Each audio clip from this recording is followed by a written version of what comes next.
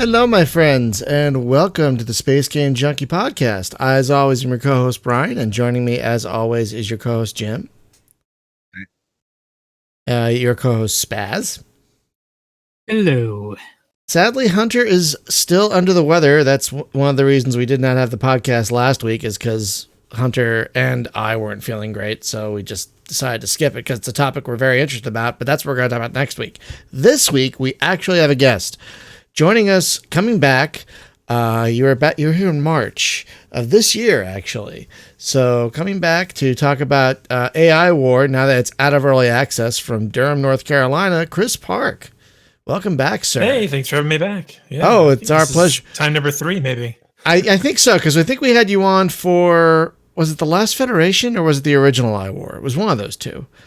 I don't think there was, streaming hadn't been invented yet when it was the original AI War. That's ancient history. It must have been the last Federation. It probably was. Either that or Stars Beyond Reach. I don't know. One of the two of those. Whatever happened with Stars Beyond? Is that still a thing? Is that still a going concern? It's not a thing. The obvious pun is that it was out of reach. Oh, God. I know. Yeah, but I've been waiting. It's such low-hanging fruit. But last time you were here, I gave you the solution.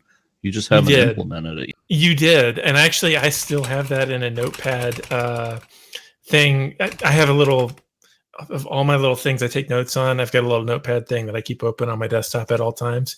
And your notes are right on there, actually.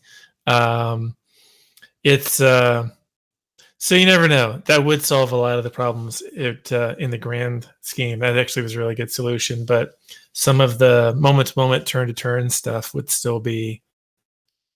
There's so many moving parts with that game.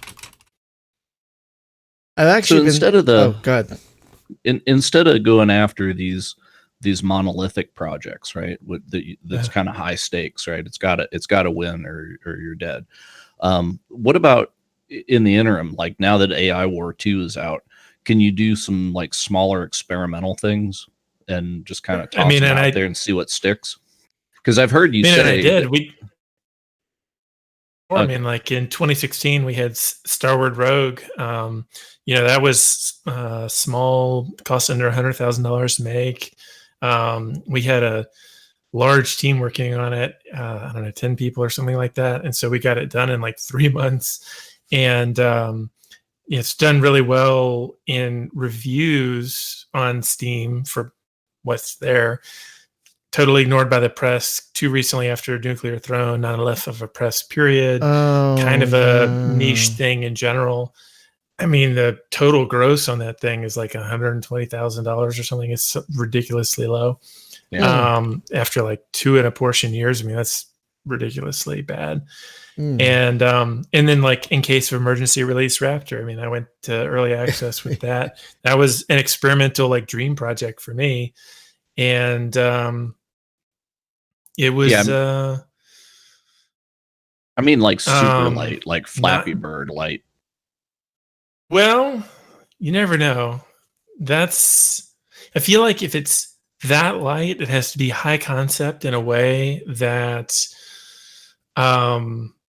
that's not really my strength. You get into like the game jam crowd there, and but I do plan on doing some lighter things. We're going to be pushing AI War 2, like more updates and expansions and stuff for hopefully a good number of years, and that should also give me some breathing room to work on some other projects that are kind of mid-size. And I'd like to be able to kind of make some games that my kids also can get into, and that therefore like targets PC, Mac, Linux, Switch, why not PlayStation 4 and Xbox, and so obviously has a controller as well as the keyboard and mouse stuff. So yeah, that would be nice. I still feel like that's in.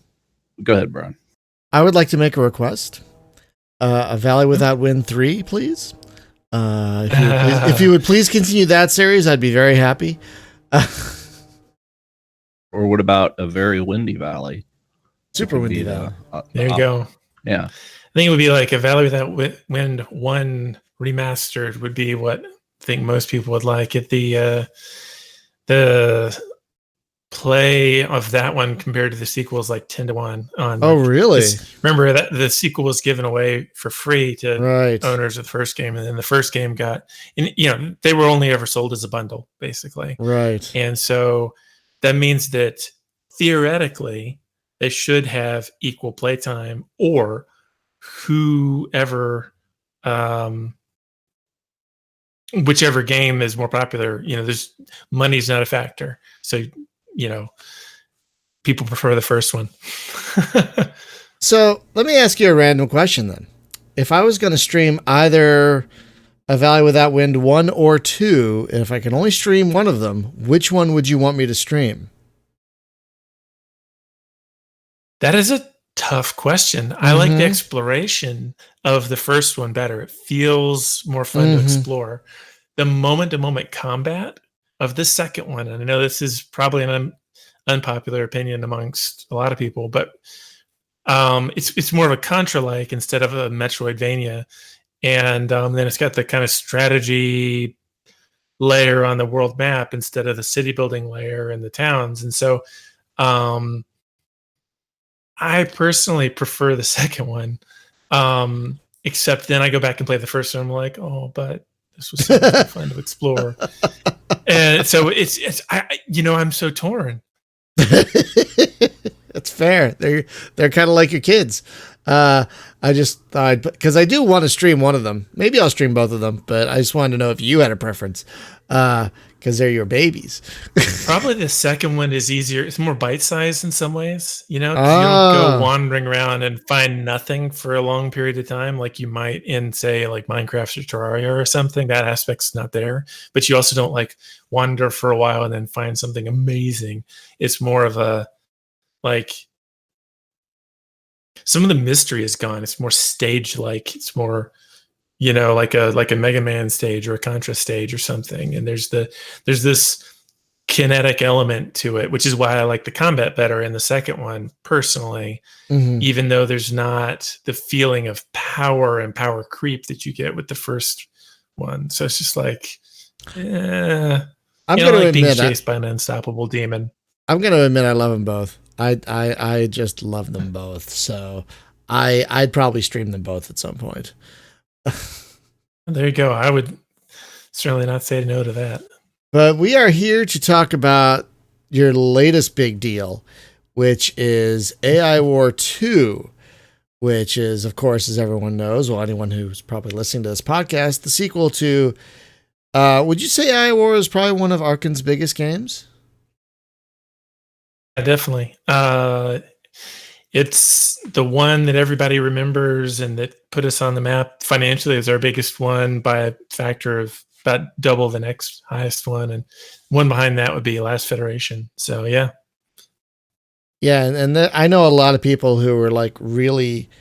I know a lot of people who were fans of the first one who were honestly a little nervous about this one, because the first one was. Yeah, me too. Well, the first one. Well, let's talk. I didn't want to make this game. I didn't want to do this. Oh, really? Are you crazy? Like, I didn't want to make this game. Like, that's people's expectations were sky high. Oh no! There was no way. There was no way I was going to make people happy. It was It was a losing proposition. And so it was only after like everything else had failed that it was like, all right, that's fine. Let's go back to that well, I guess. That was like the thing that everybody really liked. Let's try and follow it up. Like that doesn't work. And it did. And that was only something that really turned around in the last 2 quarters. Really. Yeah, well, I mean, your game to the first until the last 6 months. Development stalled for a while because of personal issues, but you really jumped back on the horse earlier this year. And like the updates have just, even before launch, the early access updates were just crazy. Like, and they're still coming hot and fast. It's a machine gun of updates. Like, oh my god, it's like boom, boom, boom, boom, boom. They're no longer, transforming the experience in the same way that we were doing during some of early access. I mean, for personal reasons, I stepped aside for a while, and that for about 3 months, and that actually gave me a good time to realize just how deeply unhappy I was with the game, and then go, okay, here's a big document on what I'm going to do to pivot. Not pivot. We already used that word before, like a year before that, but to implement this new fleet system, and would solve all the various problems that I had with it, and it did. But it took a good 6+ months to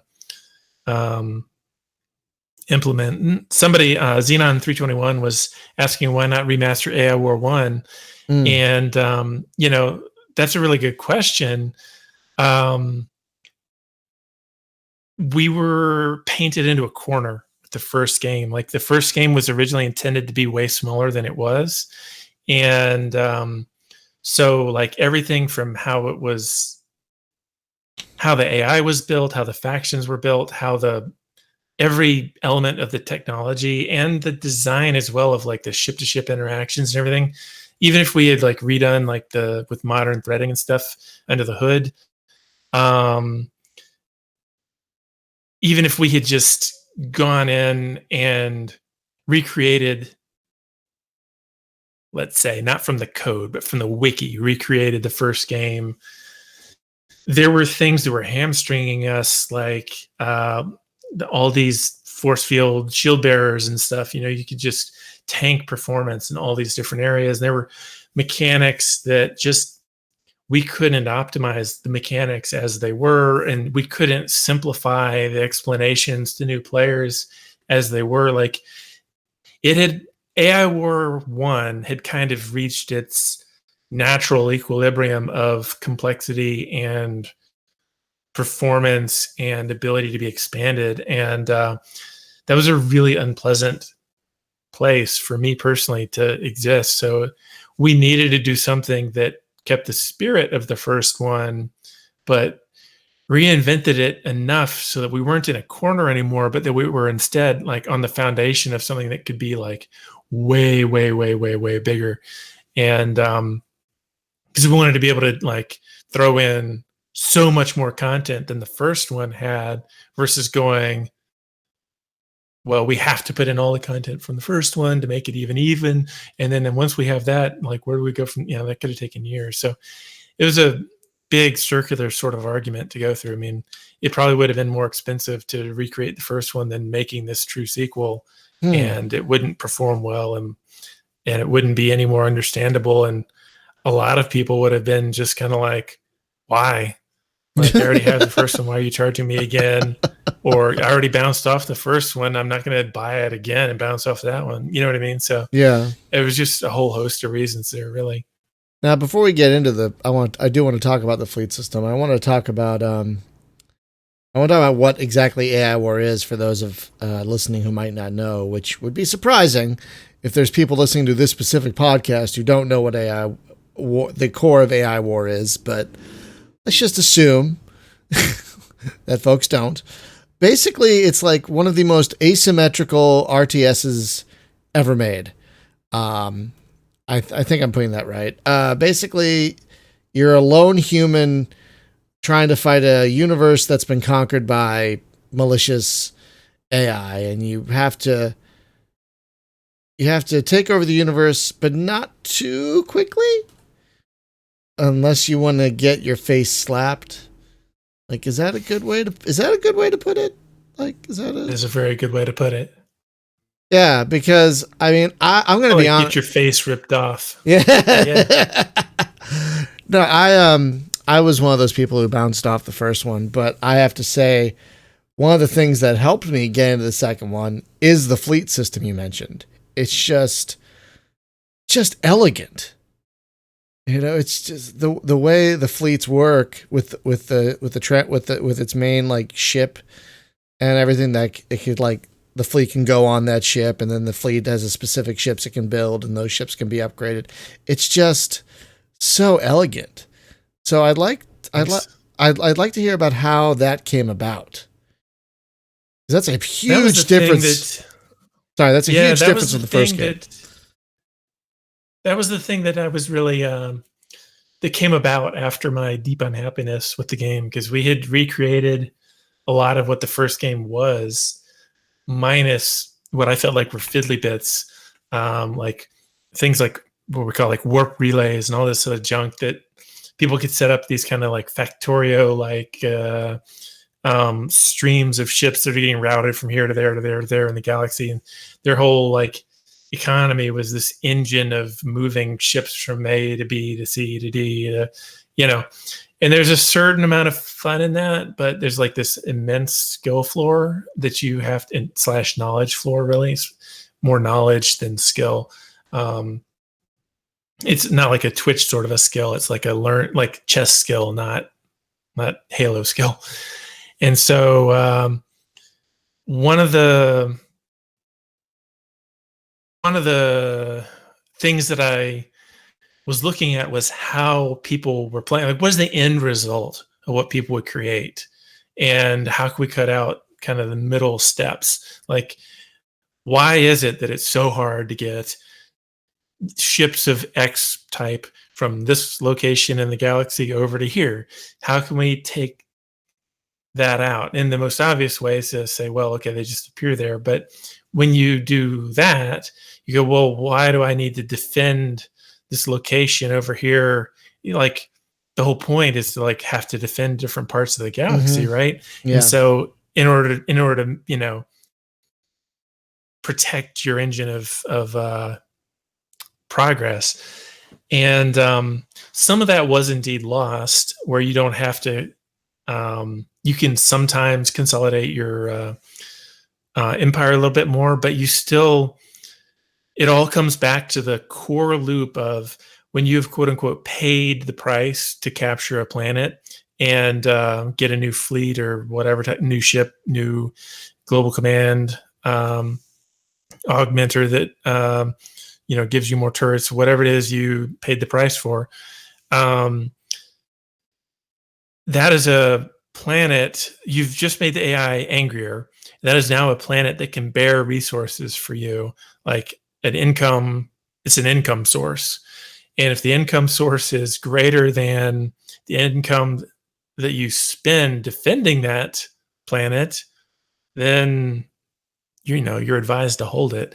And if it's not something you can hold, then you've traded a slightly weaker economy. You know, that goes into your back and forth thinking of, well, I got the fleet, or I got the more turrets, or the whatever that was there, and I paid the AI progress increase cost for it, but I didn't get the economic boost that would have come with it. So now how do I get the money to like actually build the ships, the metal, the energy, whatever it is that you're short on? And so some of that tension of territory capture and control that before in the first game had been centered around specific ships became centered around just the economy here. And so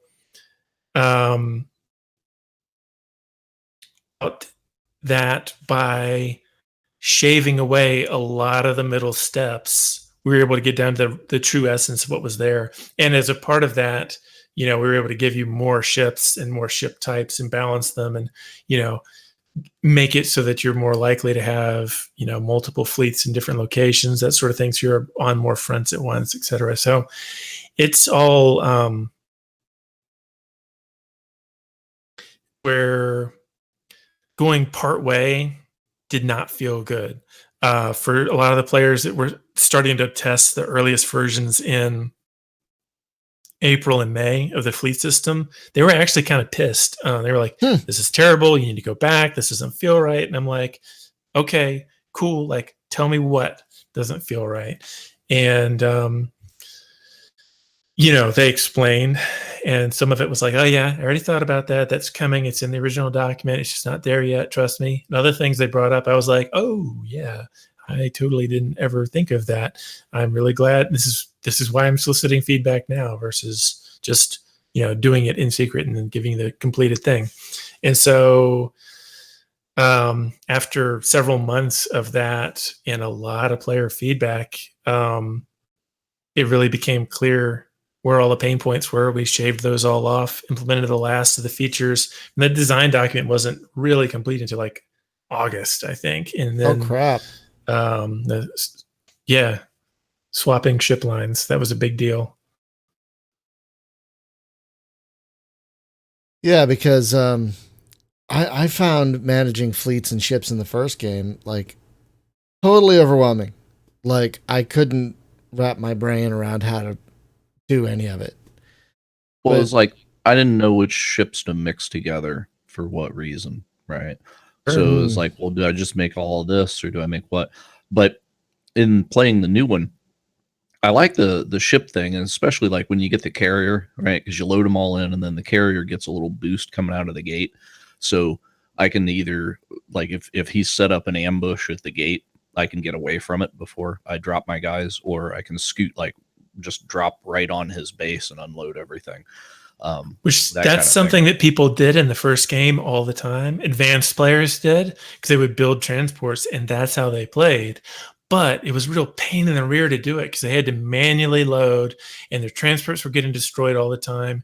And that was like a major like clicking around and hitting hotkeys and stuff thing for them to do.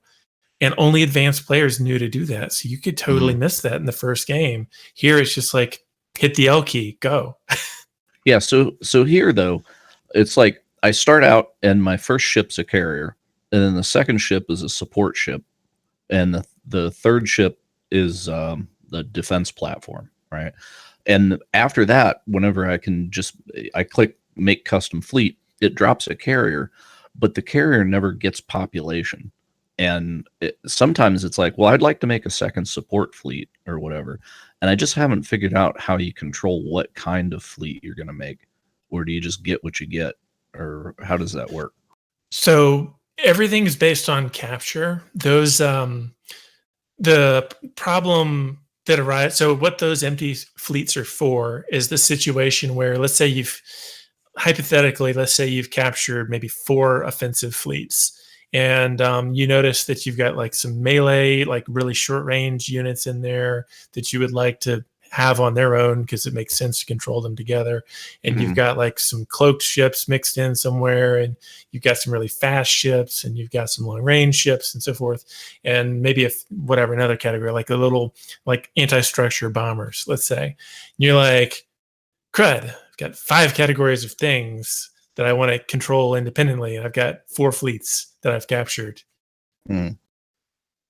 And so the extra fleet is so that you can make an empty husk basically, and then transfer, reorganize basically into that 5th fleet. All right, well, the bombers, those go in there. And so now you've got your 5 organizational units. Oh, how do you transfer the guys between fleets? Because it just seemed organic. Like this fleet's just going to build it's like I get 20 of this and 40 of that and 2 of these, and that's what he's going to grow. So right, it's how do you like lasso those guys and then say no, you belong to that carrier? You have to transfer the whole ship line. So you go under the fleets tab, and when you click a fleet, it gives you a management window. And it shows you each of the lines that are in that fleet, and you can, as well as the number of empty slots. Each fleet at this point can have up to 5 slots. So even your first fleet, if you want to throw, I don't know, parasites or something in there, and you didn't have them before, or you got more parasites, you want to put more in, you can customize even that first fleet with something that you've found out in the galaxy somewhere and say, okay, either hit the swap button on something you want to get rid of that's in there that you're willing to just swap away to the destination fleet, or on an empty slot and just say, yeah, just bring in some parasites. Now this thing's even beefier. And so it's right in that interface. That is, I think of the fleets themselves as being kind of like procedurally generated chess pieces, but you can customize them afterwards, and you can kind of subdivide them a bit by using the empty fleets that you then, maybe take bits and bobs from the things you find and subset them if you want to. Oh, I didn't get that either. I'm gonna load my save back up here and look at what you're talking about, because I was kind of struggling with that. It's like the tutorial stuff, what it covers, I'm cool, But then whenever you get to the more advanced things, it's kind of like your features have outrun the tutorial at this point. So Yeah, and we changed a few things about how that particular bit worked, probably around the time frame that you were playing it, because people were unhappy that it's a long story, but it was like, there were 7 slots in the empty fleets, and you couldn't get any extra slots in the fleets you capture that you started with. You just had 2 or 3 or 4, however many slots in there. And you couldn't put like duplicate lines. You couldn't put like all your snipers in one thing. You had to, if you had 2 sniper lines, you couldn't put them together. You had to have them separate because I didn't anticipate people would want to do that initially. And so that technically wasn't possible into the hood. So I had to kind of reinvent that once I figured out how to.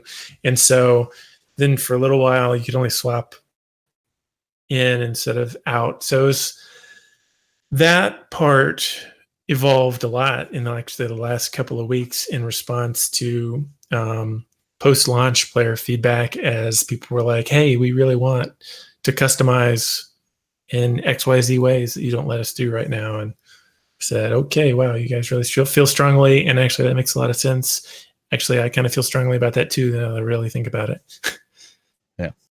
Where did you say that you switch the lines of the ships from? Fleets tab, and you can just click into any fleet. So if you've got something you want to take something out of or put something into, just go into whichever one. Oh, okay. That reminds me of something. For about go ahead. half a week there, you could only go where you were switching them out of, not where you were. It was unidirectional, which was confusing. Oh, okay, so I see the swap button here. Oh, that's probably what I was. All right, that's probably I just what never I was clicked doing too. swap before. I probably was doing the same thing. I need to make ourselves a new tutorial in there to cover fleet customization. I think it's in the like how to play tips, but it is. I know it is actually. It is, and I read it, but I don't think read? I read it. I read all that stuff before I started playing. Plus Nice. doing the tutorials. Wow. Well, it said to, and I was like, you know what? I don't want to look like a complete idiot when I record this. So that's why I read it. That's why I read everything. I'm like, I don't want to look like a complete noob, just a mostly noob, just a somewhat. So did you play any Ashes of the Singularity? Me or Yeah. Who are you asking? Yeah, Stardock's thing with the AI. Personally, I didn't know. A little okay. tiny bit. A little tiny bit. It's interesting. It's that game has its own challenges, right? But I feel like the original AI War was a little more like Ashes of the Singularity, where you have factories and they just continuously pump out that thing, right? And then you lasso a big glob of them and you toss them where they need to be, and they deal with it on their own when they get there. This seems to be a lot. It's still the same general idea of that, but with the addition of the fleet stuff, it's almost got like a little bit of homeworld in it, and then managing multiple stars where things are going on is kind of Sins of the Solar Empire-y, right? But I struggle in Sins because you get so focused on like, this is what I'm doing in this solar system, but then you got like 10 other stars going on and you can't be everywhere at once, right? So this, I can just pop tab and see on the map, yeah, okay, this is what's going down, right? So it just I don't know, it seems easier for me to play this, and I just have to get my head around the detail stuff. But it seems like a middle ground between those 3 games that kind of does it for me.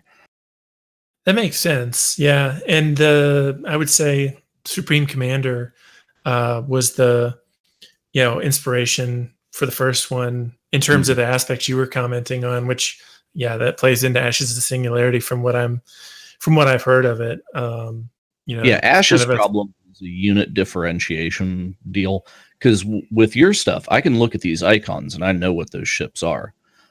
With Ashes, they kind of all look alike, so it's a composition thing, right? Because here it's like, well, the carrier is going to get like X number of Y wings, and the long range ship, the impact frigates or whatever they're called, and it just kind of gets a decent mix of that stuff. In Ashes, though, you're completely responsible for the mix. It's like, what ratio do I want of this kind and that kind, and then you make a group. But then they'll sort themselves into formation, right? Like, okay, long range guys get in the back, and the brawlers just gravitate toward the front, and then they go. And so it's a thing where I never play that game zoomed in to see what's going on. I'm always like max zoom out on the map, because I'm just grabbing like 1,000 guys at a time and saying, okay, go up there, and just fling them in the general direction, because the AI just takes care of it. But to me, that kind of loses a lot, because I don't like a game where I have to be in there and like micro like 10 heroes that are in the middle of 500 dudes, right? And it's like, oh, I got to click on that priest and cast his heal and then pick who he's hit. No. That whole Warcraft thing is not me. Nope. I loved Warcraft 2 and 1. Warcraft 3 lost me. Yeah, I'm in the same exact boat, actually. I did not gel with Warcraft. I know a lot of people did, but I'm much more of a 1 and 2 guy, especially 2. If you play Dota, then you're that one guy, right? With Dota, you're one guy, and you have to micro that one guy, and that's enough, right? That's a whole game right there. Is just microing one guy. Yeah, but then whenever you play Warcraft 3, it's like, oh yeah, I got 10 of those dudes running around, and I got to play them all. And all their like, little tiny friends. Yeah. And the economy. And the economy. Now you brought up earlier the fleet screen, and that made me want to bring up the new interface in the new game, because I have to say I love it. It's just so much more. Again, I'm going to use this word, elegant, than the original game, and efficient. It just makes, like, I'm kind of there was a lot of stuff that was just kind of like based off of what people had been saying about the first game, and we knew what they liked, we knew what was overwhelming, and we didn't necessarily know what to do about the parts that were overwhelming. But over 3 years of iterating, we mostly got there. And I knew that there was some stuff with the first game, like with the Galaxy map in particular. There was some stuff that, because that one couldn't be panned or zoomed or scrolled, it had a very fixed amount of information density, and that was problematic. It was something that Keith and I struggled with for years with the first game. And being able to actually like show icons for ships and big structures and capturables and stuff on the main Galaxy map was a big win for us here, and something we set out from day one we wanted to do. And then it went through a lot of iterations to actually make that readable, because suddenly we had information overload, but it came out well in the end. And then like the Intel tab, that was in all the tabs and so forth on the sidebar in general, that was stuff that we wanted to do from the first game. It was like, where else can we put this stuff? And we needed a sidebar that would kind of swap in and out. So I have to ask about I wanted to ask, that was the next thing I was going to ask about, was the Intel screen. I love it, but it is a bit overwhelming, especially when there's like 90 things in there. So I wanted to ask. Well, it's not a bad thing. I get it. But I wanted to ask, is there like, how would you like, do you have a personal way you would deal with things in the Intel screen? Do you have like a personal order that you can suggest to a new player like me? Like, because there's so many things, and it's kind of hard to know. Honestly, the Intel screen is the suggestion box. I know that. I know that. But when you have 90 suggestions, it's like, okay. For the game I'm playing now, I just look at what's closest around me. Like, I'll go down the Intel screen. I'm like, oh, there's something a system away. Okay, I'm going to deal with that right now.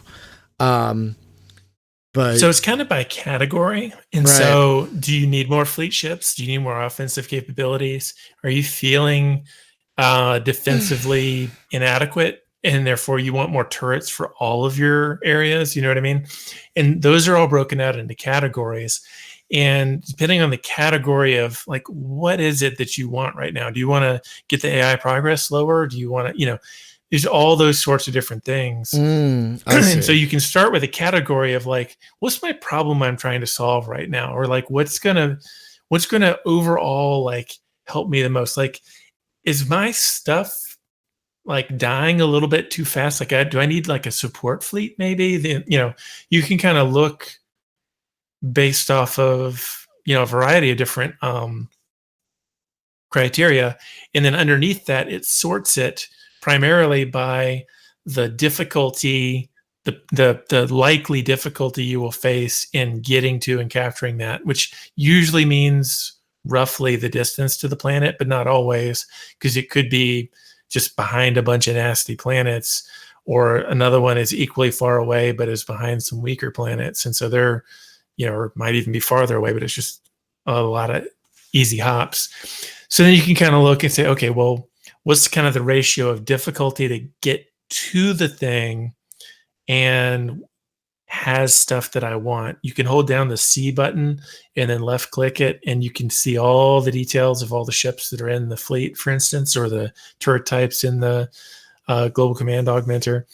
And then you can say, okay, well, this one has a really high difficulty rating, but it has some stuff in there that I really, really want. Like just has, like, for instance, a bunch of parasites, or a bunch of like that can capture ships, or a bunch of cloaked units or something. And you're like, okay, well, it's going to be hard to get there, but it's only on a Mark III planet. So I'm flying through hell. But then once I get out on the other side, it's probably not going to be too bad. So transport them up, send them on over, try and capture that thing. And that's maybe a situation where you can't hang on to the planet long term because it's way off on its own. But if you find something like that you're interested in, that you want to consider for a while, you can right click it, and that'll send it to the top of the category that it's in, instead of sorting it by. Yeah, that's a new addition. That's something that Badger came up with, which I thought was a great idea. That is a good idea. Or, well, he implemented it. It may have been a player suggestion. So I think it was Badger's idea, but it might have been a player suggestion.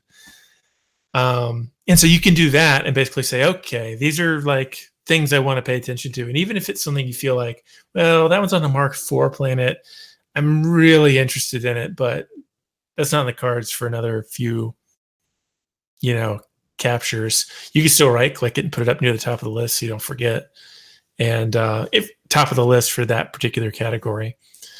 And that's typically how I would approach it. And it's based on, so when in doubt, go for the offensive fleets, because they can also be used for defense.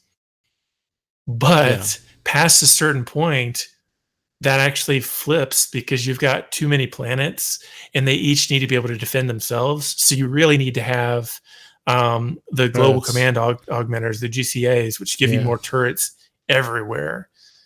And so but you kind of have to judge. You're like, okay, my fleets are running back and forth too much right now. Like, I can't mount an offensive enough. I'm spending too much time like running around. Time for a GCA. Right. It's kind of amazing how the both offensive and defensive game is mixed in there. Like, I found that amazing. Like, 1 minute you'll be trying to take over a planet, the next, oh God, I got to send a fleet over here to protect this planet that's being attacked by the AI right now.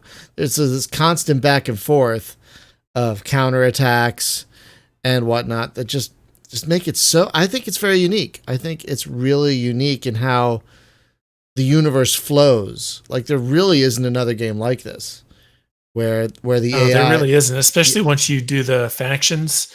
And a lot of that has to do with Badger, who's one of our volunteers. I mean, Keith and I developed the original AI.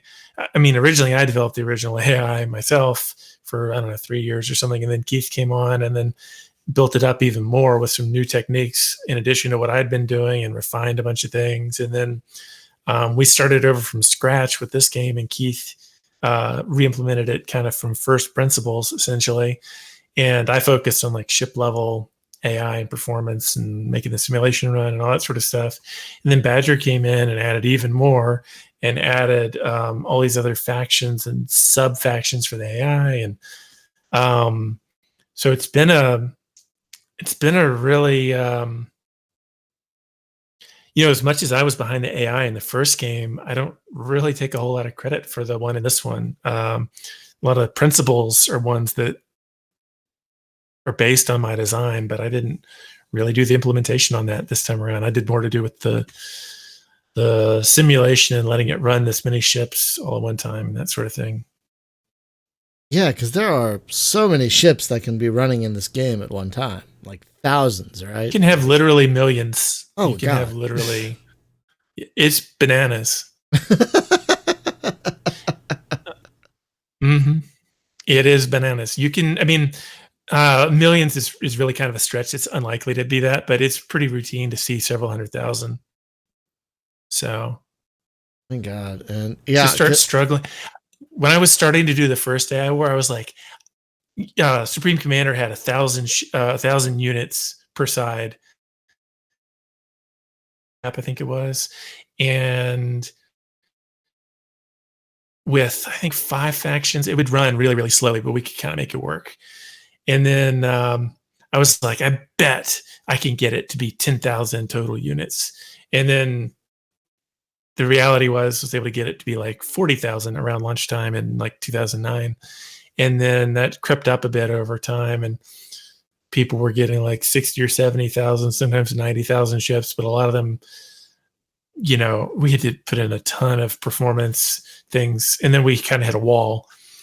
And so then with this game, it was like, all right, we're going to hit like those numbers routinely. And then it was like, oh, well, okay, now it can do several 100,000. And again, it was a ton of tricks. We use so many different tricks to make it have that. We run things at different frame rates on planets that you're not looking at and don't have ships at. And we do all sorts of bonkers stuff to make it work. Actually, it's pretty cool. Now, was hacking in the first That was game? the stuff I was doing this time. Oh. Yes, that was kind of a late addition. It was not in the first game for the first 3 years, maybe 4 years. I don't know. That was added in. Keith added that in much, much later. Kind of once I was moved off of that game and working on things like A Valley Without Wind and some other titles. And never all that integral. It was important, but it wasn't like a key game feature. And with the sequel, we were like, all right, that was a really cool idea. Actually, let's make that a key game feature and kind of rejigger it. And so it exists in a different fashion here. Yeah, I wanted to ask because I didn't play much of the first one as I've said, but I don't remember hacking at all. But I honestly love hacking in this one. I love it. It's such a great way to. Me too. I mean, it has a unique strategic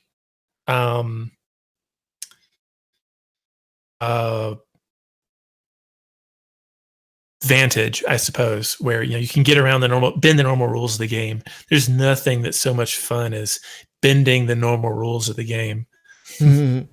Yeah, because like a lot of, and this is kind of a 4X, but and it's kind of like its own iteration of a 4X. But like with a lot of 4X games, you'll send out scouts, and they'll find other planets and blah blah blah. But that's not how this game works. You take over a planet and you just kind of scout the next planets in the chain, but you can also hack a planet to always keep an eye on it, for example, which I just absolutely adore.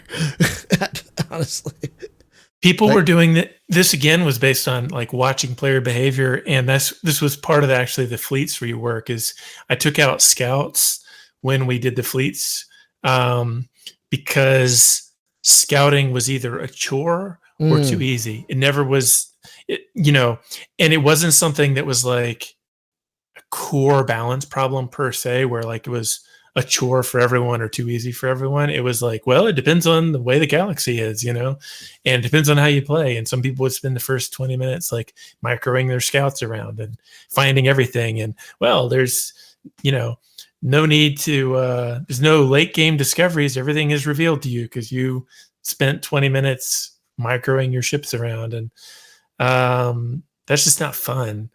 And it destroys the gradual gaining of knowledge. And so I was like, all right, let's go back to first principles on this. What is it that scouting is supposed to do? Really? I mean, this is not a RTS like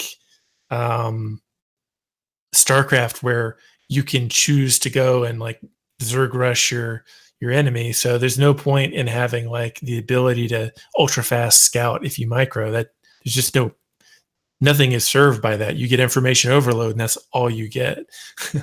And so it was like, all right, okay, there's a few other things. I mean, you can plan optimally and, blah, blah. There's a few things, but I feel like they're kind of game breaking. So there's nothing, in my opinion, valid that you can get out of it. And so I was like, all right, well, what is the time marker? Not real time, but like the actual like phases of the game marker, and it needed to not be AI progress. That felt weird because that's like the marker of how angry the AI is getting you, and like things. No, sometimes a building that you control getting blown up will cause that to go up. So we didn't want to scout based off of, hey, you lost a building. Here's some scout intel. Wait, what? So it needed to be based off of something that you definitely do yourself that was clear, and that's a clear marker of progress forward in the game. So hence Planet Capture. And that made it so that intel comes at a predictable rate for every player based on their progress through the game at whatever actual real time or game time speed that is. I play in 4x speed usually. Oh, geez. 4 times normal speed. And then pause. But I'm just not patient. I can't do that. I play it almost like a turn-based game. I put it on 4x speed and I give my guys orders. They fly around really fast and I pause if I need to think about something. So I play it almost like it's turn-based, even though it's not. Freaking great. I can't play that fast. I'm still like this goes too. This one goes over here. Okay, just move this one over because I don't know. Yeah, thank God for pause. Yeah, exactly. Oh my God, thank God for pausing. Jesus Christ. I mean, honestly, this is my favorite thing about. Okay, just hit the space bar, shit stops, figure out what's going on. Right, like the game that I really wish had this the most is like Wargame Red Dragon. If I could just hit spacebar to put it into that bullet time they just don't have a hotkey. You have to go over there and click on it. Oh, jeez. So, and it's like, oh my God, Eugen, hotkey. Yeah. God, it's but it doesn't bar. fly in multiplayer. So, yeah. What was that? Well, you still can. Yeah, I mean, in multiplayer, when we get that in this game, you'll still be able to do it. And a lot of times, people want to look at things at the same time. But we, in the first game, we had spacebar for like focus on your ship, whatever it is you got currently selected. So you could select some things, hit spacebar, and immediately see it, and hold spacebar to center on it. And that seemed like the most important thing back in 2009. And then, in the sequel here. It's actually a player suggestion to make spacebar the pause key because they're like, that's really becoming such a common thing. I mean, it's YouTube, almost standard. Yeah, it's almost the standard. Else. Yeah. Which I think it should be. Yeah. It has this pride of place of like, this is something we want to do all the time. Don't make me look down. Like I'm not holding my fingers in the home position. I'm doing WSAD and mouse, and so I have to look to hit the P key. I don't for the space bar. So yeah, that's another thing. Definitely. That's huge is WSAD, because when I load up an RTS, like name any other RTS, and they make me reach over and use the arrow keys because WSAD is already bound with like combat move and whatever. And it's just like, oh God, no. no. WSAD, come on. First AI War was that way. Yep.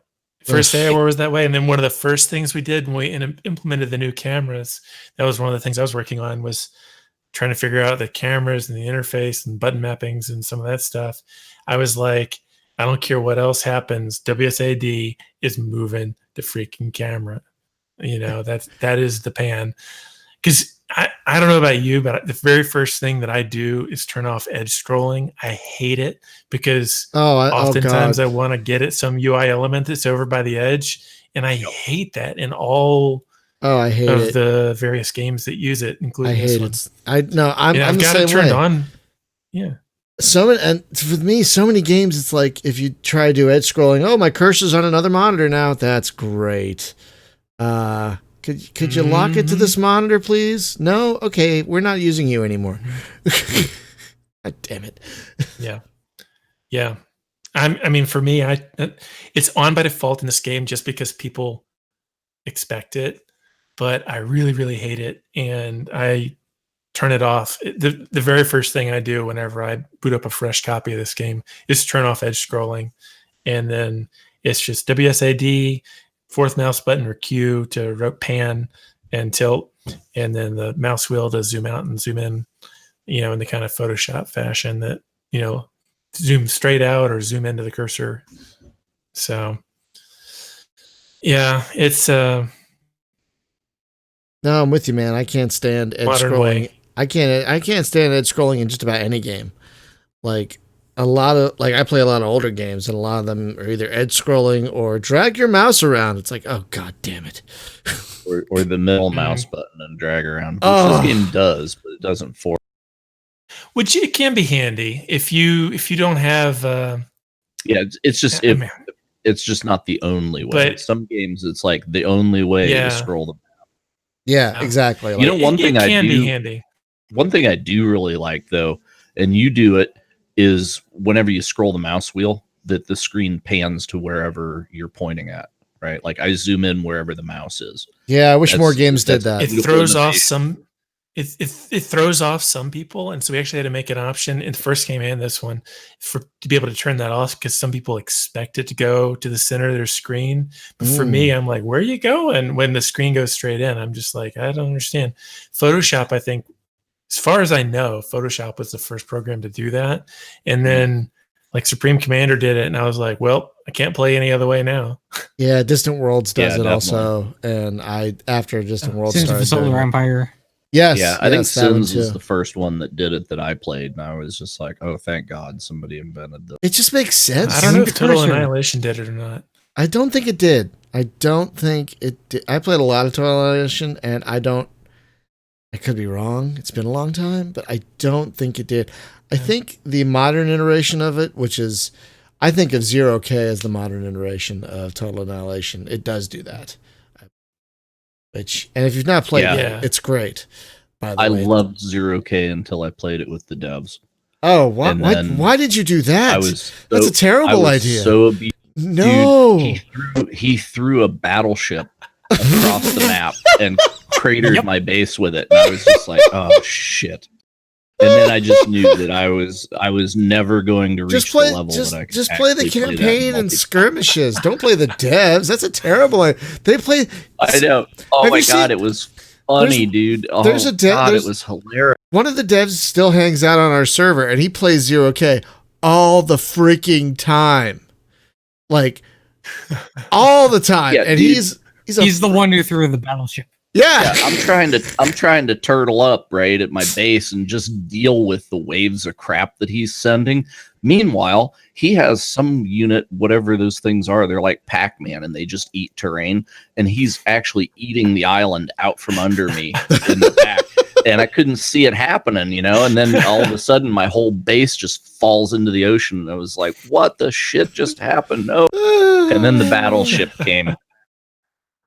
Oh God, it was funny. Yeah, that was the most fun I've had, just completely being destroyed. Was that the one we streamed a while back? Was that when we streamed? Yeah, okay, I remember. Yeah, I couldn't watch that very well because I was having frame rate issues. I could barely watch it because I was having loss issues. Well, there is Painful that. to watch my demise. Chris, if you haven't played 0K, it's free and it's fantastic. It's really too. freaking great. I've been on a hiatus from RTS game. I tend to play outside the genre when I'm Oh, that's fair. when I'm working on something, especially when I'm so like while I was making a Valley Without Wind, I didn't play any Metroidvanias after a while. I did at the start, but then after a while, not anymore. Working on AI War during that period, I stopped playing RTS games. I started playing like tactics games and so forth. So my big one that I got obsessed with for a while there was the Fire Emblem Three Houses, which that's really, really good. Those games can be brutal. It's like a Switch thing, right? Yeah, I think so. I was playing so one. You make total escape. You get off the platform entirely. It depends. A lot of times, I mean, I don't always get all the way off the PC or something, but I find that there's some cross germination of ideas that happens. So if I'm, making an RTS game, then I'll go to either Tactics or 4X or something like that. And, I did play a few 4Xs while I was on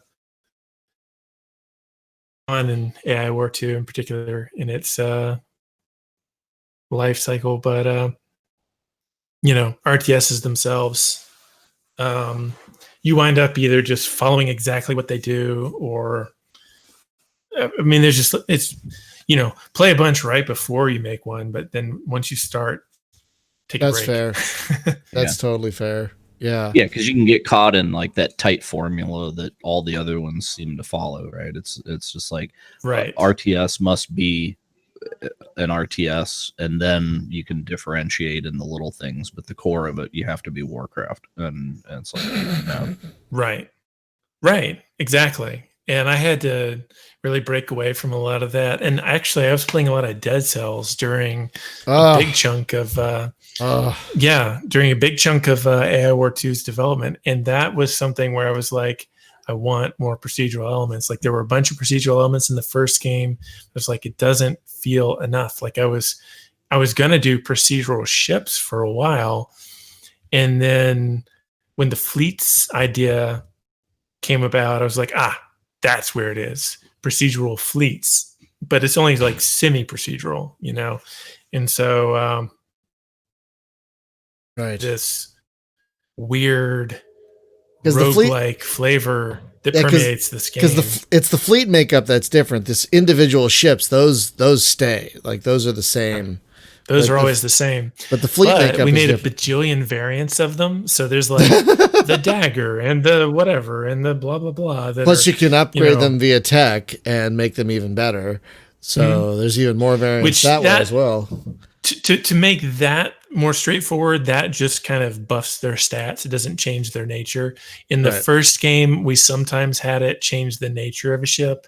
And for the really like large centerpiece ships, there are a couple that like get parasite guns or something that turn on it like once you get to Mark III or something like that, or that something turns on that's extra powerful once you reach a certain threshold. Although I think we may have balanced all of those out and just said, you know what, those just go back all the way to Mark I because it was too big of a power jump and just weird. And so, but yeah, so we have a bunch of different variants. Each kind of basic ship, like the V-Wing fighter, for instance, I think it has like 6 different variants. Maybe 3 of which are only ever used by like the AI or other factions or the drones or something. But then another 2 of them are like ones that you might find in a particular fleet. And you're like, what's the heavy viewing? Oh, okay. Well, it's this thing, but it's like burly. Right. How does that really change how I use it? And the funny thing is, answer to that question as the devs like, you can use it, but it's going to depend on the context of what else is there. It's like, what else you got? And like, I need way more information before I can say anything really. Like, I mean, you could throw with some other V-wings that aren't heavy, and then it just, pads them out. Or you could, throw it with some bombers or something and give like some extra durable support or something, all the standard things you could do with V-wings. But, or you could do something more clever. And it's like, well, what else you got? Because it's really so contextually dependent. And that was one of the biggest takeaways that I had from Dead Cells, was that run after run after run that I would do. Binding of Isaac is something I was playing a lot of before doing Starward Rogue. All the weird combinations of stuff. It's like, well, what do you do with this weapon? Well, it's like, well, what passive buffs do you have? That depends, It's a totally different weapon depending on what your passives are. So I gotta say, a good choice with Dead Cells. That game is freaking fantastic, like all the way down. yes, it is. Oh my god, it hates me. So maybe that's the next game, a roguelike procedurally generated RTS. And you can use this engine.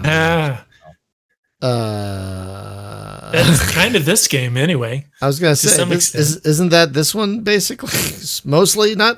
It's not entirely procedural, but a lot of it is, right? Like, yeah, well, yeah, but I'm thinking, maybe not a space thing somehow, but I don't know. It's maybe doing it's like bug. I think I would personally, if it was me doing it, I would go to a tactics level. I have more I want to do with this game. This is kind of my game platform for any large scale strategy games for a while.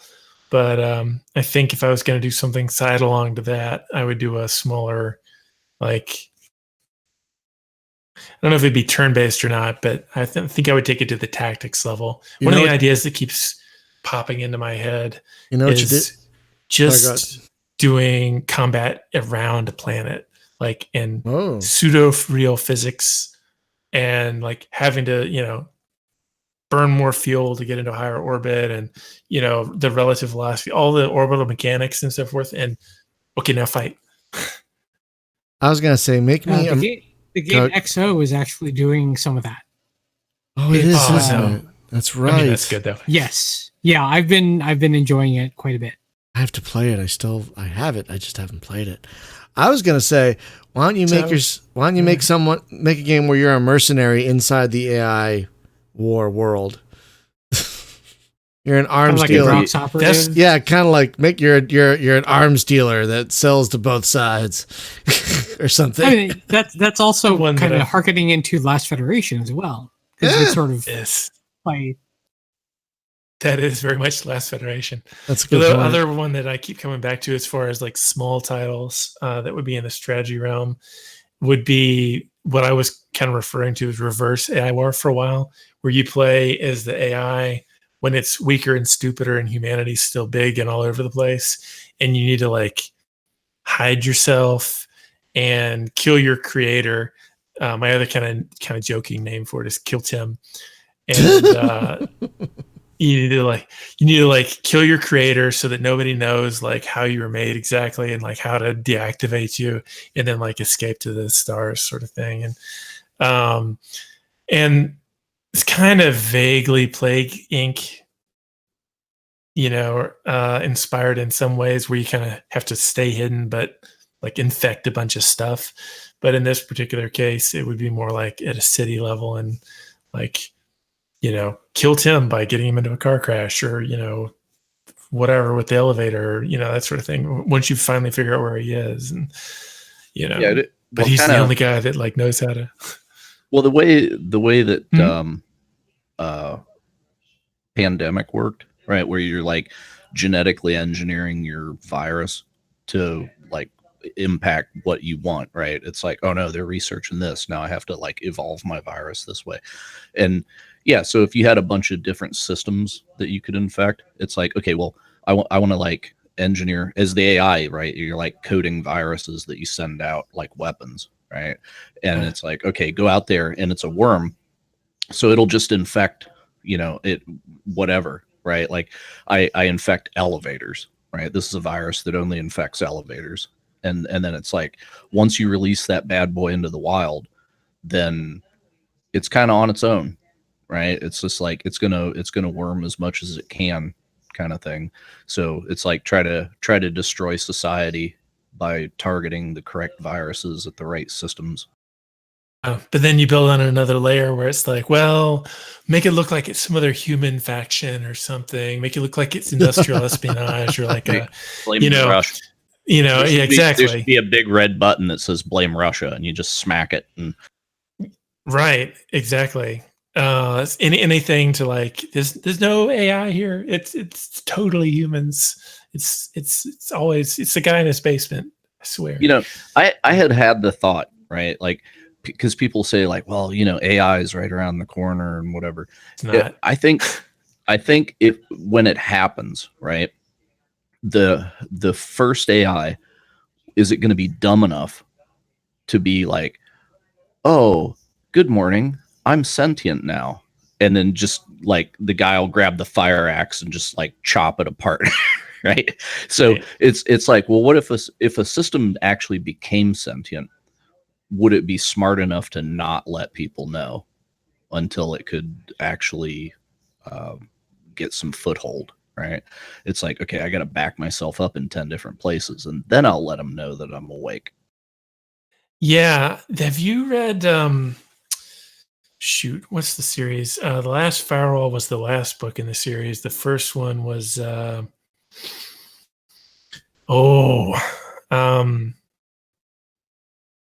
Firewall, and then backwards from there.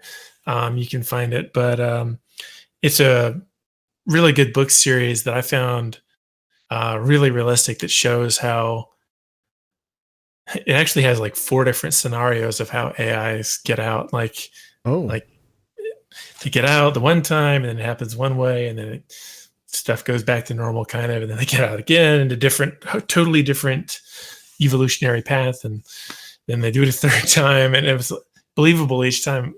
Although is it like a cyberpunk? Is it a cyberpunk thing, or more like a contemporary, like AI got out on the internet? The first one is Avogadro Corp. Is the first one, and that one is it's Avogadro. It's obviously Google, right? It's basically like the AI comes out of Gmail, essentially, and it's a near future kind of Michael Crichton-esque. I guess you would call it like a techno thriller, but it's not like, I thought it was really intelligent and really fun. And then it gets more, still not cyberpunk. It never really hits that realm. It goes into in a really different direction, I guess, is all I'll really say. I prefer like a mostly recognizable world with just enough advancement that something really dumb could happen. The first one is actually about 4 years behind where we are now in a lot of ways, which is pretty cool. And I find it plausible, even though I don't think AI is right around the corner. I do think that the representation of how essentially a natural language processor kind of evolved sentience in the context of that novel. And it gets further and further afield, but those are good books.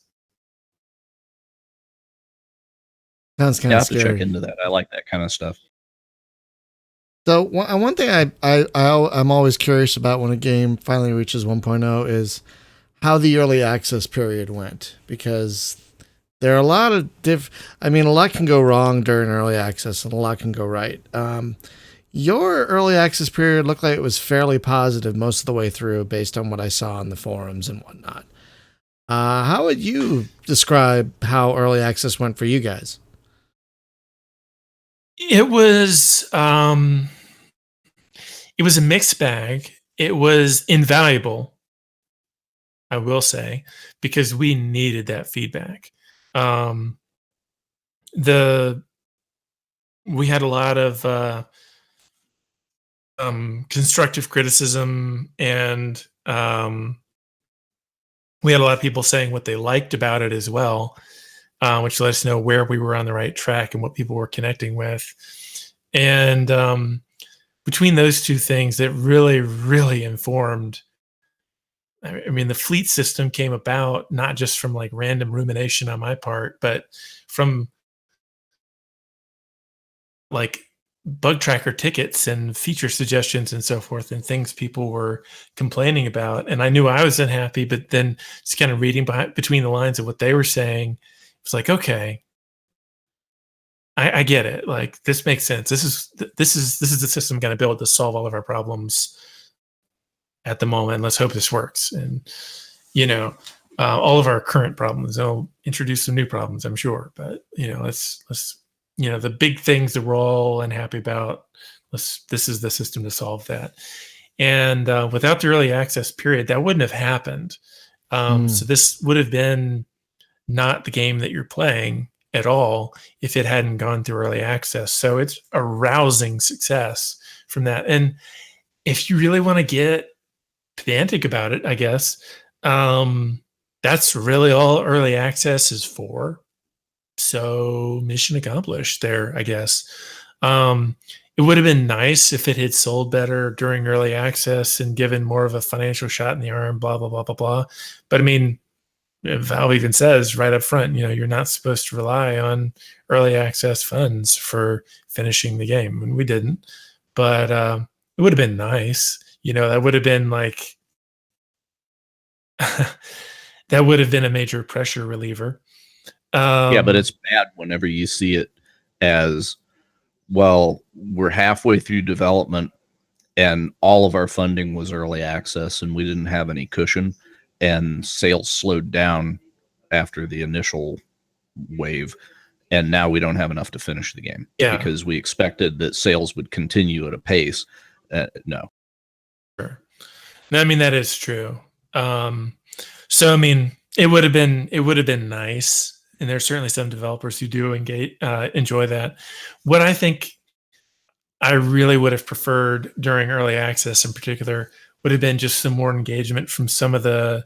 Because we had like, I don't know, 3,000 some odd Kickstarter backers, and during early access we sold, I don't know, 16,000 copies or something like that, and we had out of those people like 100 maybe giving us feedback, and that's a really really small percentage. That's and a lot of them were ones who were just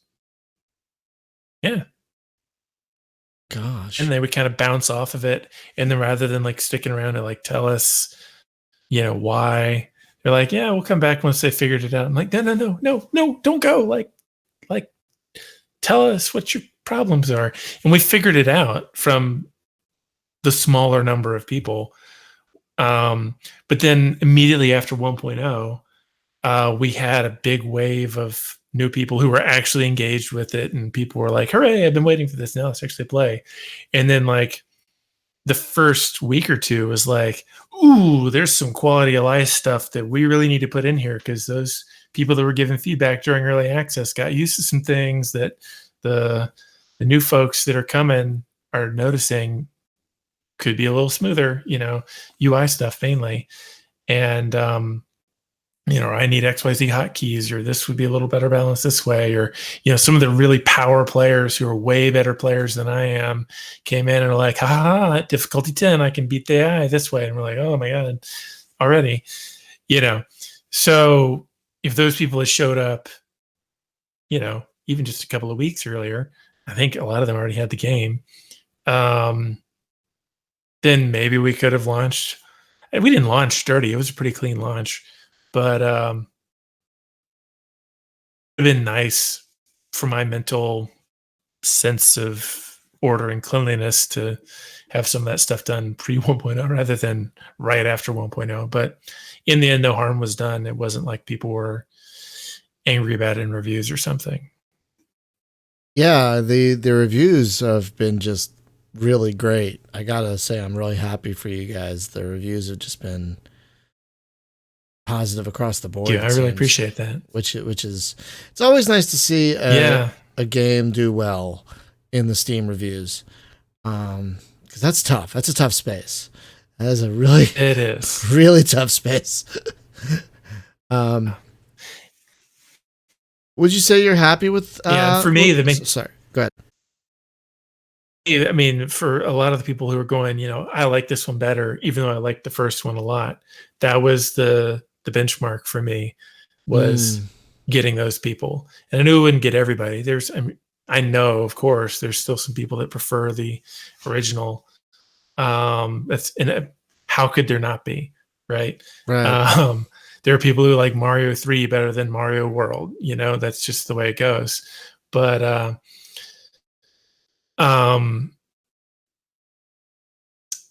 the majority of people going, either I bounced off the first one, but I'm able to enjoy this one, or whatever, I didn't even see the first one and I enjoy this one, or I enjoyed the first one and I can't play it anymore because I am spoiled now by this one. That was when I was like, okay, I can finally take a, breath of relief. And the whole sort of thing of like, yeah, you can never match that first one finally was dispelled, because that was my career. You're never going to top that first game that you ever did. Doesn't matter what, like maybe financially you will, but it's, the market's bigger, blah, blah, blah, blah, blah, but critically, like, you're not going to top that first one. So that's fair, but like I said, I'm just glad to see that it's doing well enough that there are going to be expansions. You mentioned that earlier. So what's the current post-launch plan look like for the game? So right now we actually are starting work on the first expansion already. Mostly that's being developed by Badger, who is a volunteer on the base game, and then just kind of graduated on the second one to, he still does it in his like off hours time and so forth, because he's got a full-time job that he's very happy with elsewhere. But him and Puffin and so forth are doing a lot of the main work on the expansion. And then we've all been working on a variety of, like I said, quality of life things and just general requests that, the new larger group of people have. And then multiplayer is a big new update that's going to be coming. That's, that'll go into beta sometime in the next month and a half, something like that. And then that'll stay in beta for a few months. We'll let people bang on it. And then when the expansion goes live, that'll also be the 2.0 version of the game, and which will, the 2.0 port will be a free update, which it'll have the kind of quasi mercenaries, the Outlanders. Those will be kind of reworked a little bit. They've already been reworked some, but we're going to keep reworking them so they're deserve the pride of place that they have on the UI. And we also, the multiplayer is free as well, which will be coming. And I don't think there's really a lot of content other than those bits that'll be in the kind of free updates for 2.0. It's mostly just polish and interface and more polish and, things along those lines. And then the first expansion is called the Spire Rises, and has a lot of basically a lot of the stretch goals from the Kickstarter are wrapped up in that, because we went way overboard with what we actually delivered for the base game, with including like a ton of features that were not part of the Kickstarter. And so we're like, you know what, that needs to be like expansion. And obviously the Kickstarter backers will get the expansion as the first expansion as part of that, since that was this is stretch goal content. But we're like, this is a really complete game as it is, and like really huge already. This needs to be an expansion. So So that's where we are. Yeah, the expansions for the original game were really meaty. So I can only hope that the expansions for the second one will be at least as have as much meat on the bone as the expansions for the original. Yeah. Game. I'm hoping to keep these ones a little more focused in some ways, but as bigger in the same sense. What I mean by that is in the first game, a lot of times with each expansion, we felt like, all right, we're going to add some new map types. We're going to add this amount of new music. We're going to add this amount of new ship types. We're going to add this amount of new, like whatever, all these different things. We felt like there were these boxes we had to tick. At this point, I'm like, there's no new map types we need. Like if somebody wants to mod more map types, cool. We've got like more map types, I think, at the moment, or similar map type count. With the sub options, we got more map types in this game already than we had with the first game plus all of its 6 expansions. So let's not add more map types. There's no point. It's just the distribution of stars. Let's add more capturables and let's add more arcs. And then let's add more factions and add like really meaty factions that you really feel, And sometimes we just had this kind of it's like somebody reaching into like their Halloween candy bowl and just like, here you go, just scattering a bunch of stuff to you. It's like, it's nice having all of that, but there's something to be said for like when they reach in and they pull out like the giant candy bar and they're like, here you go. And you're like, whoa, thanks. Yeah, I'd rather. Have you ever had a 5-pound Hershey Reese's peanut butter cup? One of those big Reese's peanut butter cups? I have not had one. I've seen that. I've had a Toblerone. Oh. That's the closest I've come to that size of candy. Those huge. Sounds like a suicide attempt. They're. I think it was 5 pounds. Like it was a really huge Reese's peanut butter cup, and sometimes I want one of those more than like a lot of little miniatures. You know what I mean? Sometimes I want the big, huge. Guys, at a pound? Absolutely. It becomes something where you can go, okay, this is a new thing I'm actually like doing. Like this is a thing I can sink my teeth into. Actually, I think the last Federation, its first expansion in particular, was a good example of, and some of the later AI War 1 expansions also were along those lines where like we added the Fallen Spire campaign, I think in the 4th expansion, I think it was, maybe it was the 3rd. I don't know. I think it was 3rd or 4th. And like with the last Federation, we added this new betrayal mode where instead of doing the normal thing and trying to unite all the races, you could betray the initial one, take it over, instead of being like the professional meddler behind the scenes, you actually were a faction unto yourself and you try and wipe everybody else out a little more traditionally. So there's this whole other mode. But then there was also new ships and so forth, like to support that mode, but that also function in the main mode. So it was worth it even if you just wanted to play the main mode, but there was also this other new thing. And that's kind of the mindset that I have coming into this. Is there's some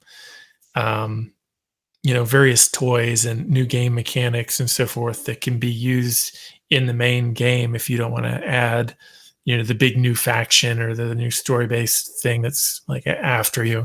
We're re-implementing a new story, but same general idea of the Fallen Spire, which is one of our most requested features of like, hey, bring that back from the first game. That was like the best thing. And we're like, cool.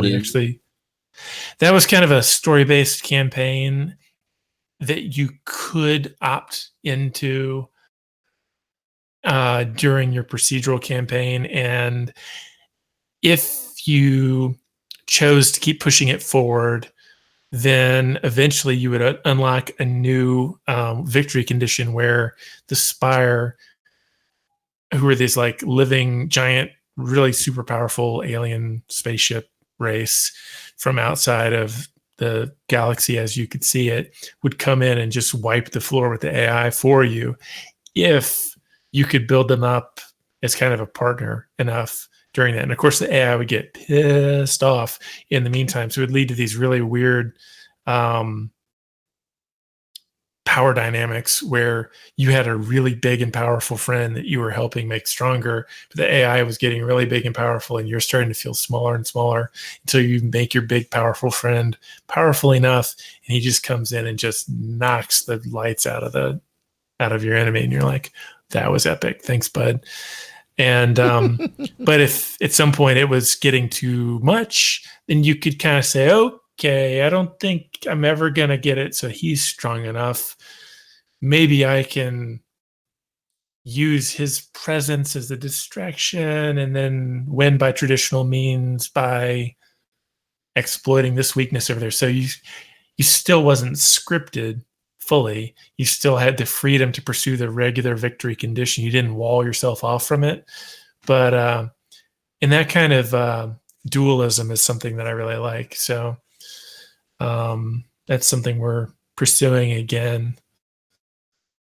Yeah, and well, you and I are both big proponents of the cinematic enemy versus the try to make the like a 4X game, right? Where every opponent has to play the game by the same rules that I do, and AI will always like fall apart, And like I watch that go on. Like every time they screw around with Stellaris, and the rules are so complicated over there. And it's just like, oh, wow, how does any AI play that? Like, I don't know people that can keep up with all the numbers of, the bonuses. And, well, you can have this plus, but then you get these two minuses that come with it. And then here's this weird mechanic that also spawns from it. And it's like, well, how many different combos of that? And how do you make an AI that can deal with it? That's why I like a game like XCOM, because it's just like, hey, the AI just shows up, and they don't have to worry about where did they source their troops from or whatever. It's just, it figures out here's a balance for this scenario. Bang, puzzle for you. Yeah, exactly. It's for your benefit. Like it needs to feel like it's part of a story that makes sense. But,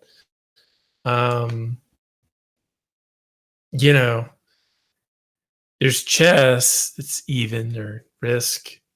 Not really even, actually, even at the start. But I always think of like or something where it's like, you drop in, you've got what you've got, and they've got what they've got.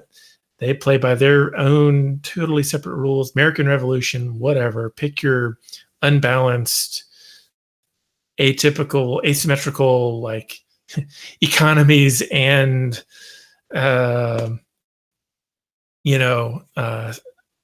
tactics and strategies, conflicts. Most of the more interesting conflicts, Civil War, etc. These were not battles of when it comes to like how they were sourcing their troops, or somebody had a home field advantage, etc. There's always something that was unbalanced in an interesting way. Yeah, because I find that it's not as interesting if there isn't some unbalance in there, and sometimes you need to run.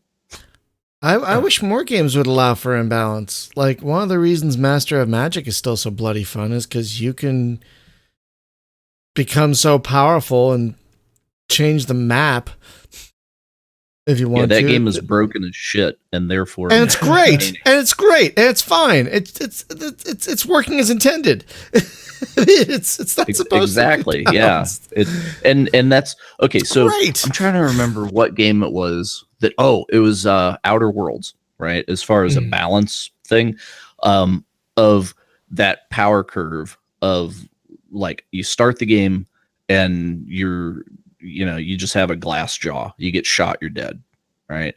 And there's encounters that you run into, and it's just like, I can't deal with that, right? Like, no matter how good of a player I am, that is instant death. I can't do that. But then when you get done with that planet and you've done enough grinding of the side quests and things, then you're to the point where you have hit the power curve to where you're overpowered for that place, and then you can go around and just kill all those bosses. Then you go to the next planet, and those guys that were bosses is just the normal chumps that are running around. So the power curve resets and you're glass again. And then you have to climb back over that. And it's like, as you move through the different planets in the game, it just repeats that cycle. And it felt very satisfying because it's not a thing of like one time over like a 40-hour game, I have to climb out of the hole and then I become a god and I just end the game, right? It keeps resetting, even though it doesn't take anything away from me. But the challenge then becomes appropriate whenever I step off my ship in the next place. And I really appreciated that. Yeah, that is a rare thing. Yeah. Plug Dead Cells one more time. That does that same thing. Yeah. But yeah, I'm really looking forward to playing Outer Worlds, actually. So is, having... now that you've played a bunch of Dead Cells, if you went back and did Valley Without Wind again and let that Dead Cells creep in, like what would you end up with? Good question. Good question. Ooh, that is a really good question. You call it a Valley Without Cells. I think that... Okay. I know absolutely the very first thing that would change is the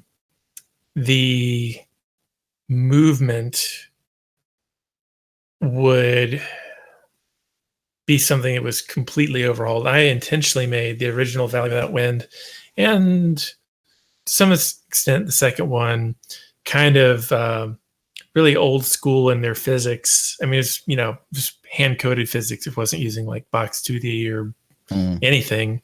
It was just hand-rolled physics, good old math. And I've heard of that. So just like, most old school games are that way. I mean, Mega Man or, whatever else. I mean, they were actually coding with the equivalent of a fixed integer system. There's actually they had like subpixels and all this. They didn't have floating point numbers back then on the Nintendo. So they had to use 256 bits is a whole interesting thing. But anyway, so I want to replicate that sort of feel. And Shovel Knight is another one of those sort of games that comes back in and replicates that / kind of DuckTales. But, something like Dead Cells, you're grabbing near a ledge and you grab onto it. And I remember, the developer was talking about things like acting based off of intention of the player. So if you're facing the wrong way from an enemy and you hit the attack button, it automatically turns you around towards the enemy and slices the enemy instead because it could tell that's what you meant to do. Right. Celeste got a lot of praise for mechanics like that too. Mm-hmm. And the whole thing with the, jumping even after you've fallen off of a ledge. I mean, Donkey Kong Country did that sort of, but that was only on the rolls, and that was a mechanic that you had to learn versus it's actually correcting for your errors and then making the combat so much more challenging. So I certainly learned a lot from Dead Cells, for instance, about the tactile nature of, because here's the thing, the reason I went with the really old school stuff when I was doing a Valley Without Wind is that it's kinetic in its own way. It's fast, it's instantaneous. You're not having to wait on animations. And a lot of the this was 2011, 2012, a lot of the kind of really highly polished indie games were either things that Super Meat Boy was out back then. It's like Super Crate Box was. Those were ones where I don't think there was a grab or anything like that, but you had like wall jumps and so on. And it was a really small square character. So there was not the expectation that you would like grab on and pull up. But with most other platformers, they had all these like extra animation frames for like you'd grab a ledge, you'd pull yourself up like laboriously, and it slowed down your momentum. And I appreciated the ability to grab on. And there were a lot of people who would jump at the edge of something and expect to grab on and pull up and wouldn't. They just plummet. And you're like, yeah, this is old school. And so then they'd have to adapt to that and then go, okay, and now I remember how to play old school type things.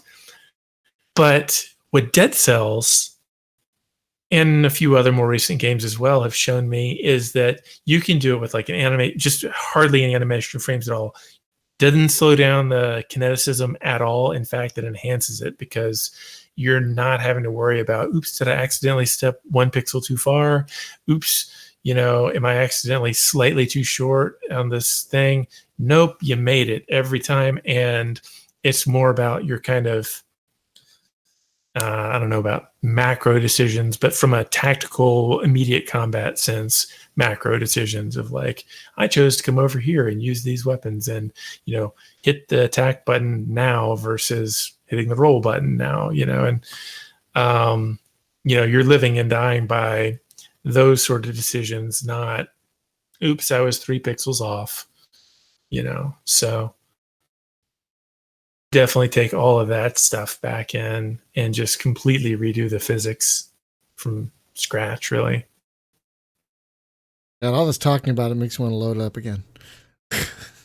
But I think you're right that the moment-to-moment gameplay of the exploration is, for me, a little more appealing in the first one. Now that I think about it, because I'm an exploration nut. It's using cave algorithms. Yeah. Yeah, I'm an exploration. It was built to be. It was built. Sorry, go ahead. Uh-oh. Did we lose him? We lose me? No. No, you're still here. Chris. Oh no. Losing you. Oh, okay. Yeah. So you said cave algorithms. That's the last thing we heard. Oh, sorry. Well, I was listening. I was trying to hear you, but yeah. Yeah, the first game was I used a lot of different procedural generation algorithms, including ones for like carving out caves. And I used I think actually pretty much every major popular open source algorithm, whether it actually had source or I had to just read about the principles of how it was done and implement it. Then I implemented some other weirdo ones of my own that are definitely inferior, but added some interesting variety. And then I can and then had this Terraria does the same thing where it carves out stuff in a macro sense first, and then it populates and polishes. And so when the population and polish phase, my weirdo algorithms actually made for some pretty cool variety in certain areas. In the second game, we had hand-designed chunks in kind of a Minecraft sense, where each section of the level was a hand-designed section, and they were procedurally assembled and procedurally populated, but they weren't algorithmically generated themselves. And that let us build in a lot of things that feel really satisfying, where if it looks like you can make a jump, you can, for instance, and feel like they have intention, because they do. And so you get that kind of hand-designed flavor, but still Spelunky, I think, uses that approach, at least partially. I know that like Stardew Valley, for instance, they use that approach completely in the caves. Even more than that. Binding of Isaac uses that approach, etc. But and the first Valley Without Wind have more of a terrain generation style to them, which Minecraft also has in a third dimension. So it just gives a totally different feel. No sense of intention, but a sense of exploring the wild for sure. Right. I just think I think the first game might be better for a stream. than the second game, I think. No, I agree. Yeah, that's so I'm gonna stream it probably sometime in the next month or so. I've been inspired. Look forward to that. Yeah. So I think it's about time to wrap up. We've been talking almost 2 hours. And I'm kind of out of questions, to be perfectly honest with you. So folks, the game is AI War 2.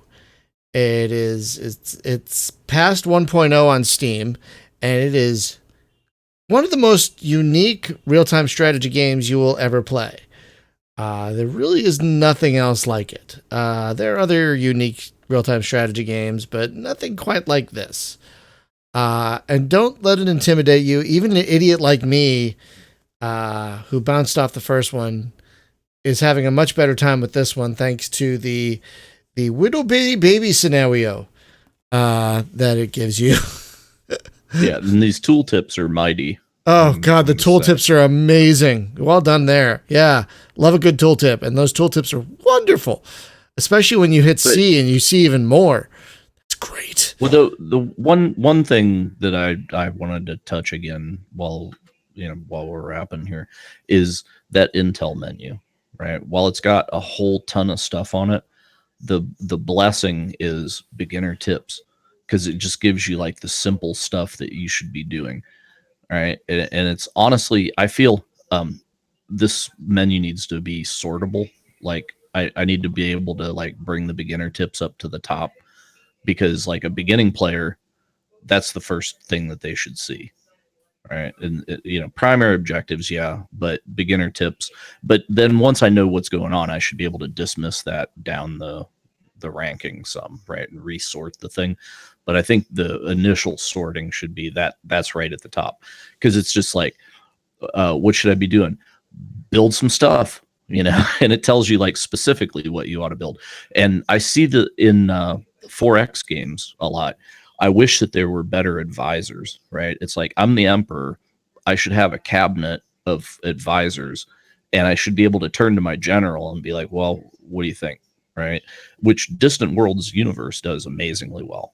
It's there's things about that game that I don't like, but the advisor system is on it, because that game can play itself, but then it's up to you to say, okay, I want to assume responsibility more and more. Right. But the game will pop up and be like, hey, your advisors say you should build more ships. In fact, they've designed the ships. You want to look at them? And you can tweak them, right? But I really appreciate that there's stuff like that going on here, and it's beyond the beginner stuff. Then it's like, oh well, my resource situation isn't so great. I can look at the resource gathering thing, and then it says, yeah, you should hack stuff over at Simur, and hey, there's spare science over at Simur, and you should destroy this distribution node for hacking points in science. And it's like, wow, okay, so this is the tutorial part 2. This is whenever you go into the Intel menu. So and it's kind of unfortunate that the Intel menu is like the last thing at the bottom, and then the stuff that the beginner should see is like too low down the thing. Because I feel like that Intel menu needs to be like front and center in the tutorial, right? It's like, if you ever get lost, click me, because I'll put you back on the tracks. A good idea. Yeah, you can minimize I think the beginner stuff is pretty high up the list. I think it's right after the primary objectives, but I've got a lot of stuff after it, because there's prime objectives, and then more turrets, new battle stations, new fleets, critical capturables. There's 19 of those. Then there's 5 critical targets and 5 resource gathering, and then I get to the beginner tips. Oh, wow. Yeah. We originally had those sorted way up higher. Yeah. I'm thinking if there was like a ranking, like an up arrow, down arrow next to it, and then I could just upvote or downvote those things, and it would slide up and down what section. Just move the whole category rather than, yeah. Yeah, but it doesn't need to be a drag and drop. It can just be a rank button or something. No, that makes sense. I mean, it probably just needs to default to being higher, and then some of the folks are mentioning they really don't want to see those tips at all. I'm seeing in the comments, and it's like, I mean, yeah, because they've passed that point where that's not helpful tips anymore. It's like, but that's beginner tips. Downvote them. Yeah, you just downvote them down the list. You could downvote them, or you could just make an interface toggle that says, just never show me those anymore, please. I'm done. The only other thing is I like how whenever something's going on, right? Like the AI voice will pop up and say something smart ass, which is funny, by the way. I do love that. Then it'll put a little notification card up there, right, in the upper left. And I can click on that and it'll take me to where the event's at. Sometimes I don't want to go there, right? But I don't really remember where that planet is.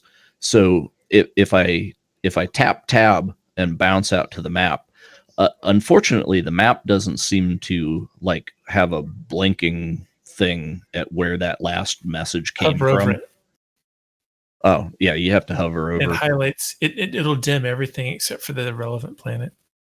Oh, okay. Whenever you hover over the call out card, with the dims the with the intel menu too. If you go to the galaxy map and hover over, wow, and you can actually hover over ship types, and it'll darken all the planets that don't have that type of ship on it, or that you don't have intel on. There's kind of a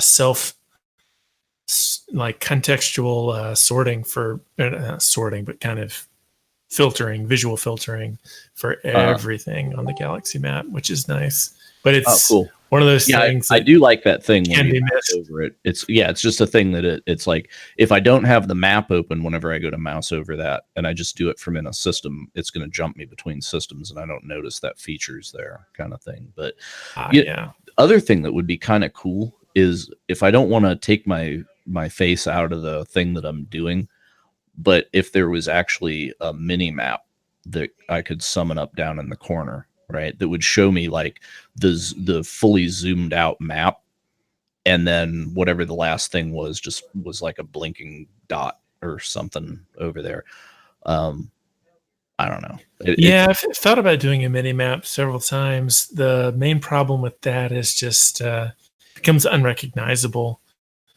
At 40 stars it's okay, but when you get like way up, then no. Yeah, and I mean, I don't remember. I think we increased the default to be 100 instead of 80. And so I shrunk it down to like 40 just so I had something I could deal with. Yeah, we used to let it go down to 10 in the first game, and then I think we made it 30 or 40 is the minimum now. So what about mod support? Because I know some people that would like to smack some Star Wars or Star Trek ships in here. Oh yeah, it's fully moddable. Like the mod support's pretty crazy. I mean, like everything can be loaded via XML. You can disable stuff. You can add new factions. All the AI code is all open source, and you can add AI specific for your particular faction in your own DLL or so on. A lot of the people that would be doing mods, not for like Star Wars stuff, but for, something that's, original ideas of their own or whatever, the sort of people who would be doing like extra UI stuff. A few of them are doing things that are actually mods that they're distributing. But a lot of them, I've been like, hey, you just want source access? You can just check this into SVN and then everybody can have it. And so, I heard you talking about that on Explorminate the other day. And that was a really good show too. Thanks. I'm glad that they're starting to have devs on and stuff. They're kind of stepping on our game here. Not really. It's there can't ever be too many, right? Right. Yeah. No, I just like to give them shit. But yeah, they are definitely the second best podcast that's out there. Thank you. Well, Chris, thank you so much for coming on and getting really like in depth about this just amazingly deep yet much more approachable game. Because that's kind of an achievement in itself. Thanks for having me. It's kind of an achievement in and of itself. It's like you made something so deep yet more approachable than the first game. So well done there. Oh, I never got this far in the first game. Yeah. Oh, me neither. Me neither. I think I got like an hour in, and I'm like, my brain. I can't. Well, do my it. problem in the first game was that I got it once the whole wad of DLC was there, and then it was just like, here's all this. And it's like, oh my. So it's nice getting in at the ground floor on this. I really am hoping that with the approach that we take with the DLC this time, that it becomes the sort of thing where you can have some more of a good thing. And you can add in some more factions, or, I would like, this faction instead of having the mana cost or whatever. Or I want it to be a battle royale of, 30 factions 5 years from now, and it's bananas, but that's just the way it is. And you wanted that because you're crazy. And, but that it's not that way. It doesn't feel that way if you just like boot it up, we had to make it so that you could turn off in a given game, like the different expansions, so that you wouldn't feel as overwhelmed. And it was a good idea to turn off all but the first expansion if it was your very first game. And I'd like for that not to be the case this time around, where it still adds just as much stuff, but that it's not all the time. Just keep that. Like, I'm going to pull out Dead. Go ahead. Again, where it's like, earn that first boss cell, and then, oh god, once the first boss cell's on, and then it's like, oh boy, when you get, there's 5 of those suckers, so that there, deepens the rabbit hole, but doesn't like widen the opening at the very top. That's the goal. Just keep that baby scenario in there. Just keep that simple. Yeah. Because that, I swear, I'm probably gonna play that 2 or 3 times before I even tackle the next one. I'm probably just gonna play through that a few times. I mean, it's fun just to make yourself barely there, and then just make them all hate each other and watch them fight. I enjoy doing that too. Let them fight. Yeah. There's a debug thing that lets you like turn on all the planets. You just watch them fight. It goes straight back to Last Federation. I just like watching them, the ants flying around. Let's see what happens. Who lives, who dies. That's true. So folks, we're going to wrap it up here. Again, the game is AI War 2. It is on Steam now. And it is really great. You should definitely check it out. Are you going to be taking part in the upcoming sales at all?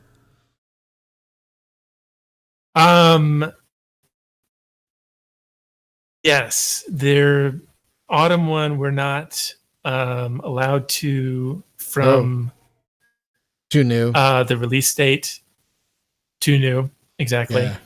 I'm not used to being able to talk about the sales, but it's one of those things that's become. Oh, they're leaked. They're always leaked. They're always leaked. We all know when they are. I know they're already leaked. Whatever. I never want to be the leak, though. I'm like, my first thought is like, oh, I've got that NDA, but you never want to break the NDA. Well, exactly. I think everybody's wise to the game now, even if nobody said. We know when it's coming. Like I wonder if it's just Valve leaking it now. Like it's not even a dev; it's just them leaking it. I know. It's kind of standard at this point. I mean, for sure, the exact dates may be kind of hidden, but for those of us who actually have access to the actual date and the time, it's one of those things where, you don't necessarily want to be the first person to say it, because they can trace it back to you and kick you off the platform. But yeah, we do have some other stuff coming up with some, and we're on Humble and GOG as well, and we've got some promotions coming up with them as well. Oh, good. So if you don't see it on Steam in the autumn sale, which you won't, but you will during the winter sale, then be sure and check out other partners too. Awesome. So folks, just a couple of quick programming notes before we finish. Next week on the show, we were going to talk about this last week, like I said, but we didn't get around to it.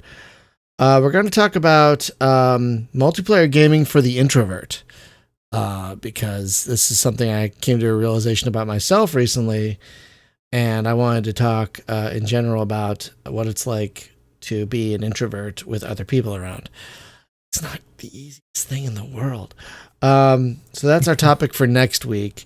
Tomorrow tomorrow for the stream, we're going to be playing some more Hind, the 1996 flight sim. That's going to be a lot of fun. Thursday, we're going to stream a few games. Then Thursday night, we're returning to Dying Light, which is always a good time. And then Friday, we're going to return to Mass Effect 2. So we have a very busy week ahead. And Chris, I want to thank you so much for taking the time out of your evening and updating this game to join us. It's been really fun to talk about. Yeah, likewise. Thanks for having me on. Of course. And finally, big thanks, as always. It is Thank You Patrons Day, apparently. It's a made-up holiday by Patreon to say a special thank you to our patrons. I try and say thank you after every stream anyway, but as always, thank you to our patrons for literally keeping the lights on around here. They wanted me to have a green screen, so because of them, I bought a green screen and the lights to light it, so they literally keep on lights around here. So if you want to become a patron or find another way to support Space Game Junkie, you can go to spacegamejunkie.com/support. And links to Patreon, store affiliate links, our merch store, it's all there. So yes, thank you so much everyone for hanging out with us tonight. Your time, I know, is more valuable than money, so we really appreciate you spending your time with us. We know there are a lot of other places you could be, so we appreciate it. And we will see you tomorrow at 9 a.m. Pacific for some Hind. Have a great night, y'all. Bye-bye.